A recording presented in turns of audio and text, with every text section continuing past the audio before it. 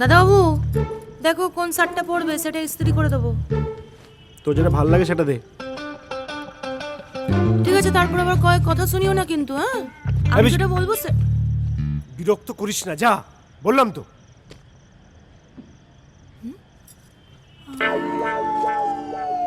কি কত লিখছো গো? কারণ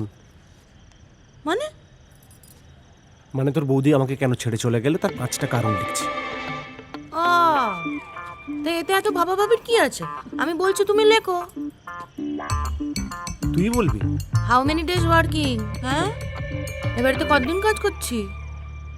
লক্ষ্মীর চোখে কিন্তু সব ধরা পড়ে। আচ্ছা বল তাহলে। হ্যাঁ, পয়েন্ট 1 লেখো। পয়েন্ট নাম্বার 1, তুমি বড্ড বেশি বৌদির পেছনে পেছনে ঘোরো। সারাক্ষণ ফোন। খেয়েছো, ঘুমিয়েছো, হ্যান করেছো, ত্যান করেছো। এটাকে ভালোবাসা বলে, বুঝলি? এই চুপ করো তো। মেয়েরা অত ভালোবাসা বোঝে না। মেয়েরা সেই সব ছেলেকেই ভালোবাসে যেসব ছেলে মেয়েদেরকে অত পাত্তা দেয় না, বুঝেছো? ও, তার মানে আমার প্রথম দোষটা হচ্ছে তোর বৌদিকে আমি বেশি ভালোবাসতাম। ঠিক। আচ্ছা লেখো। হ্যাঁ,